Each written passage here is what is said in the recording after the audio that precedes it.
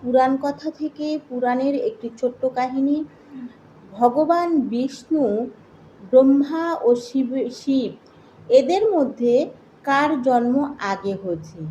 পুরাণ মতে এখানে কি বলা হয়েছে সেটি শুধু আপনাদের বলবো। চলুন শুরু করা যাক। পুরাণ জনজীবনে প্রভাব বিস্তার শুরু করলে পৌরাণিক দেবদেবীরা মানুষ সামাজিক, ধার্মিক ও আধ্যাত্মিক জীবনে সরাসরি ভূমিকা পালন করা শুরু করেন। বেদের অত্যাধিক আনুষ্ঠানিকতার প্রকোপ থেকে মানুষ পুরাণে নিস্তার খোঁজা শুরু করে। পুরাণ মূলত তিনজন দেবতাকে কেন্দ্র করে আবর্তিত হয়, যারা জন্ম, যাত্রা ও মৃত্যুর প্রতীকীতে পরিণত হন। বেদের নিরাকার ব্রহ্মের ধারণাকে অটুট রেখেই ঋষিগণ ত্রিমূর্তির ধারণা প্রবর্তন করেন। বলা হয়, নিরাকার পরম ব্রহ্ম বিশ্ব সংসারকে সৃষ্টি, পালন ও ধ্বংসের জন্য তিনটি রূপে প্রকটিত হয়েছেন। সংসারের সব শক্তি তার থেকেই, সব কিছু তাকেই বিলীন হয়। তার সাথে মিশতে পারলেই মোক্ষ লাভ হয় বা নির্বাণ মেলে। তবুও বস্তুবাদী এবং আধ্যাত্মিকতার নিম্ন স্তরে অবস্থানকারী মানুষদের মাঝে ত্রিমূর্তির ধারণাটি ব্যাপক আলোড়ন সৃষ্টি করে। হাজার হাজার শ্লোক, পুঁথি, চিত্র, নথি, মূর্তি এই তিন বিধাতাকে কেন্দ্র করে সৃজিত হয়। তিন বিধাতা সৃষ্টির তিনটি কাজের সাথে যুক্ত। ব্রহ্মা সৃষ্টি করেন, বিষ্ণু পালন করেন বা রক্ষা করেন, আর শিব ধ্বংস করেন। অনেকেই তিন বিধাতার সাথে তিন গুণ, যেমন সত, তম, রজ কে সংযুক্ত করেন। আবার তিন বিধাতাকে তিনটি সত্তা পৃথিবী, জল ও অগ্নির সাথে সম্পর্কযুক্ত করা হয়। ব্রহ্মা পৃথিবী, বিষ্ণু জল এবং শিব অগ্নির প্রতীক। এখন কথা হচ্ছে, বিশ্ব সংসারে কোন কাজটি আগে হয়েছে বা ত্রিমূর্তি কার আবির্ভাব কিভাবে বা কখন হয়েছে, প্রশ্নগুলোর উত্তর নিয়ে মতভেদ রয়েছে। ব্রহ্মার ভক্তেরা ব্রহ্মাকেই সব কিছুর কেন্দ্র মনে করেন। বিষ্ণুর উপাসনাকারী বৈষ্ণবরা বিষ্ণুকে ত্রিমূর্তির জন্মদাতা বা জগতের শ্রেষ্ঠ স্বামী মনে করেন। আর শিবভক্ত শৈবগণ শিবকে পরম ভগবান বলে দাবি করেন। এক এক পুরাণে এক এক ভগবানের মহিমা কীর্তিত হয়েছে। বিষ্ণু পুরাণে বিষ্ণুর, শিব পুরাণে শিবের মহিমা কীর্তিত হয়েছে। সনাতন ধর্মাবলম্বীরা, একেশ্বরবাদীরা ত্রিমূর্তির প্রকোপ, বেশভূষা, আবেগ, উদ্বেগকারী কাহিনীগুলো চেয়ে তাদের রূপকথা প্রদানকারী আধ্যাত্মিক বিষয়গুলোতেই অধিক আগ্রহ প্রকাশ করেন। এবার ত্রিমূর্তিকে নিয়ে পুরাণের গল্পগুলোর দিকে যাওয়া যাক। একটি প্রস্ফুটিত পদ্মের ভেতর থেকে সৃষ্টির দেবতা ব্রহ্মার জন্ম হয়। চোখ খোলার পরে তিনি নিজেকে একটি সহস্রদল পদ্মের মাঝে আবিষ্কার করেন। তিনি চারিদিকে কাউকে দেখতে পেলেন না। একে মহাশূন্যে বসে থাকতে তার মনে হয় বিভিন্ন প্রকার প্রশ্ন জাগা শুরু হয়। কিভাবে আমার জন্ম হলো? কে আমার জন্মদাতা? আর দায়িত্ব কি? আমার শুরু হলে শেষ কোথায়? ইত্যাদি ইত্যাদি। হঠাৎ তার মনে হয় যে পদ্মের উপর তিনি বসে রয়েছেন সেটি মৃণাল বা ডাঁটি ধরে নিচে নেমে দেখা উচিত পদ্মের গোড়া কোথায়। তিনি কয়েকশো বছর নিচের দিকে গেলেও কোনো গোড়ার সন্ধান পান না। পদ্মের ভিতর ফিরে আসার জন্য তিনি আবার কয়েকশো বছর উপরের দিকে গিয়েও প্রস্ফুটিত পদ্মটি আর খুঁজে পান না। এই সময় একটি দৈববাণী হয়, জগতের পালনকারী বিষ্ণুকে এক মনে স্মরণ করো, তবেই সব দ্বিধা দূর হবে তোমার। ব্রহ্মা বিষ্ণুর স্তব করা শুরু করেন। দীর্ঘকাল কেটে যায়। একদিন বিষ্ণু ব্রহ্মার সামনে প্রকটিত হয়ে তার সব দ্বিধা দূর করেন। ব্রহ্মা জানতে পারেন পদ্মটি বিষ্ণুর নাভি থেকে বের হয়ে শূন্যে প্রস্ফুটিত হয়েছে। বিষ্ণু মহাসমুদ্রে শুয়ে যোগনিদ্রায় থাকাকালীন এই ঘটনা ঘটে। এখন প্রশ্ন ওঠে, কে শ্রেষ্ঠ? দুজনেই দাবি করেন তিনিই শ্রেষ্ঠ। হঠাৎ তারা উভয়েই একটি কালো বৃহৎ শিলা দেখতে পান। আবার দৈববাণী হয়, তোমরা দুজন শিলার দুদিকে যাও, যে আগে এর প্রান্ত পৌঁছবে সেই শ্রেষ্ঠ বলে প্রমাণিত হবে। দুজন দুদিকে কয়েক হাজার বছর যাওয়ার পরেও কোনো ফল হলো না। তারা ফিরে যাওয়া শুরু করেন। এদিকে ব্রহ্মার মাঝে মিথ্যাবাদিতা ভর করে। ব্রহ্মা একটি চিহ্ন সৃষ্টি করে সেটি নিয়ে বিষ্ণুকে দেখিয়ে বলেন তিনি এর কিনারের সন্ধান পেয়েছেন। এতে একটি প্রচণ্ড শব্দের সৃষ্টি হয়। শিলা ভেদ করে এক পরম পুরুষ বেরিয়ে এসে সাক্ষ্য দেন ব্রহ্মা মিথ্যা বলছেন। তিনি নিজেই পরিচয় দেন শিব। তিনি ব্রহ্মা ও বিষ্ণুকে তাদের ব্যাপারে বলেন। শিব তাদের দায়িত্বের ব্যাপারে সচেতন করেন। শিব বলেন, আমরা তিনজনেই এক পরম ব্রহ্ম থেকে সৃষ্ট। আমাদের সত্তা এক, কর্ম ভিন্ন। ব্রহ্মা সৃষ্টি করবেন, বিষ্ণু পালন করবেন, শিব ধ্বংস করবেন। এভাবেই চলতে থাকবে। শিবের দ্বারা নির্দেশিত হয়ে ব্রহ্মা সৃষ্টির কাজে হাত দিলেন। তখন তার মাঝে শত গুণ ভর করেন। তিনি সংযমী ও কর্মপ্রত্যয়ী হলেন। ব্রহ্মা জল থেকে মুণ্ড সৃষ্টি করেন। এই মুণ্ডে নিজে ঢুকে দুভাগে ভাগ করে তিনি আকাশ ও ভূমিতে বিভক্ত করেন। মুণ্ড থেকে ব্রহ্মা পুরো মহাবিশ্ব সৃষ্টি করলেন। এই সংসারকে বলা হয় ব্রহ্মাণ্ড।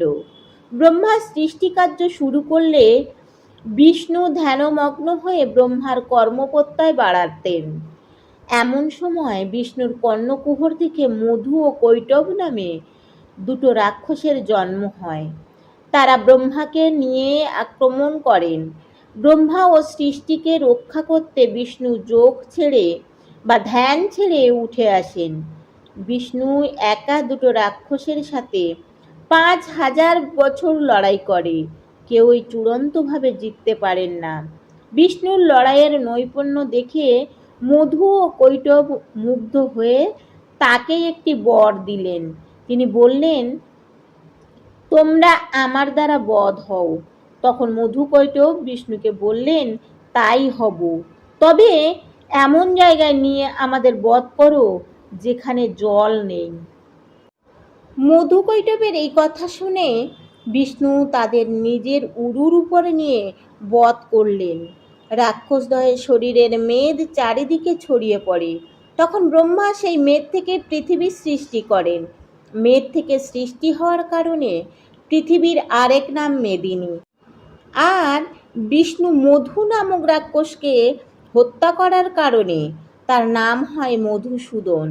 মহাভারতে কৃষ্ণকে অর্জুন প্রায়ই এ নামে ডাকতেন, কারণ কৃষ্ণকে বিষ্ণুর একটি অবতার বলে মনে করা হয়। ব্রহ্মা ভূমি, আকাশ, লোক, পরলোক সৃষ্টির পরে সপ্তঋষি নারদ, দক্ষ ও 4 কুমারকে সৃষ্টি করেন। এরা সবাই ব্রহ্মার মন থেকে জন্মেছে, তাই এদের নামই বলা হয় ব্রহ্মার মানস পুত্র। তাদের প্রত্যেককেই ব্রহ্মা বিভিন্ন দায়িত্ব ভাগ করে দেন। কেউ পান সংসার ধর্ম, কেউ পান রাজধর্ম পালনের দায়িত্ব, কেউ পান যাগযজ্ঞের দায়িত্ব, কেউ পান জগতের জন্মদানের দায়িত্ব বা জ্ঞান দানের দায়িত্ব। সপ্তঋষির প্রথম ঋষি মরীচি কশ্যপ নামে এক পুত্রের জন্ম দেন। কশ্যপের সাথে প্রজাপতি দক্ষের 13 কন্যার বিয়ে হয়। দক্ষের মোট কন্যা ছিল 60 জন। 13 কন্যার গর্ভ থেকে 13টি প্রজাতির জন্ম হয়।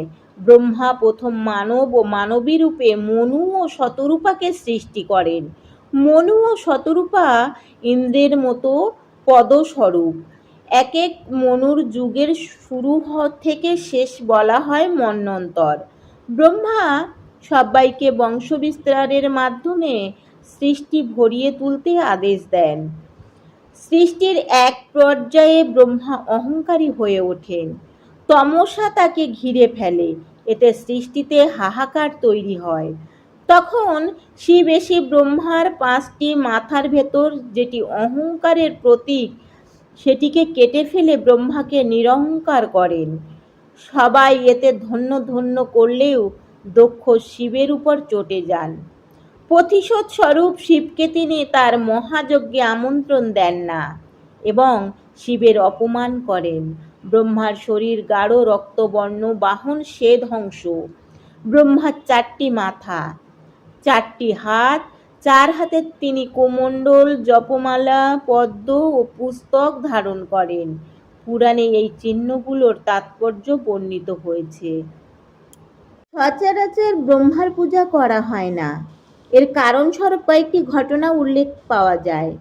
সেগুলি হলো সৃষ্টির আদিতে মিথ্যা বলার জন্য ও সৃষ্টির মধ্যে অহংকারী হওয়ার জন্য, শিবের অভিশাপ এবং নিজ পত্নী দেবী সরস্বতীর অভিশাপ। বেদে সরাসরি ব্রহ্মা শব্দটি নেই, তবে ব্রহ্মার ন্যায় সৃষ্টিকর্তাকে হিরণ্যগর্ভ প্রজাপতি হিসাবে উল্লেখ করা হয়েছে। ব্রহ্মা সৃষ্টি করা সংসারকে বিষ্ণু পালন করেন। বিষ্ণুর কাছে মানুষ আশ্রয় পায়, তাই তাকে বলা হয় নারায়ণ।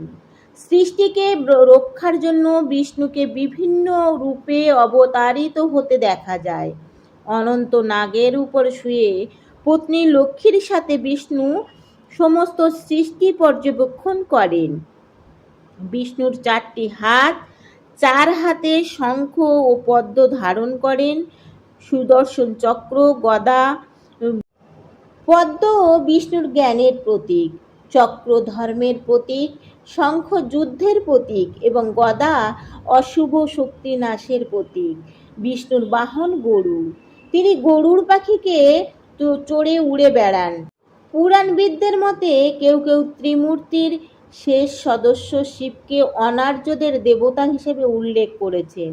আর্যদের আগমনের পূর্ব থেকেই এখানকার অধিবাসীরা শিবের উপাসনা করত। শিবের ভেতর বিষ্ণু ও ব্রহ্মার মতো কুলীনতা বা আনুষ্ঠিকতার ঘনঘটা দেখা যায় না। গলায় সাপ পেঁচিয়ে, গায়ে ছাই ভস্য মেখে, রুদ্রাক্ষের মালা জড়িয়ে শিব তপস্যারত থাকেন। শিবকে বলা হয় দেবাদিদেব মহাদেব, সকল দেবের দেব এবং সকলের আদি তিনি। শিব অল্পেই তুষ্ট, আবার অল্পেই রুষ্ট হন বলে তাকে বলা হয় ভোলানাথ। যা কেউ গ্রহণ করে না তা গ্রহণ করেন শিব। বাঘের ছাল, রুদ্রাক্ষ মালা শিবের ভূষণ। সকল ভূত পিশাচ প্রেতগণ শিবের অনুচর। শিবকে একদিকে যোগী, অন্যদিকে সংসারী হিসেবে দেখানো হয়েছে পুরাণে। তিনি প্রথমে দক্ষ প্রজাপতির মেয়ে সতীকে বিয়ে করেন। দক্ষের কুবচন শুনে সতী প্রাণ ত্যাগ করলে শিব তার অনুচরেরা তাণ্ডব লীলা শুরু করেন। সতীর দেহকে কোলে নিয়ে শিব তাণ্ডব শুরু করলে বিষ্ণু সুদর্শন চক্র দিয়ে সতীর দেহ খণ্ডন করেন। সতীর দেহকে 51টি অংশে পৃথিবীর 51 জায়গায় পতিত হলে সে জায়গাগুলি সতীপীঠ গড়ে ওঠে। শিব পরে হিমালয় কন্যা পার্বতীকে বিয়ে করেন। তাদের কার্তিক ও গণেশ নামক 2 পুত্র, অশোক সুন্দরী নামক এক কন্যার জন্ম হয়। চিরকুমার কার্তিক দেবতাদের সেনাপতি নিযুক্ত হন। শিব গণেশকে নিজের গণ নামক অনুচরদের প্রধান নিযুক্ত করেন। গণেশের নাম হয় গণপতি বা গণদেবতা। শিবের মাথা 5টি, নেত্র 3টি। শিবের বাহন নন্দী নামক এক ষাঁড়। শিবপুরাণে বর্ণিত একমাত্র দেবতা যা লিঙ্গতে পূজিত হন তিনি হলেন ভগবান শিব, যার মাথায় জটা ও অর্ধচন্দ্র। এই গেল ত্রিদেব সম্পর্কে ছোট্ট একটি কাহিনী। নমস্কার।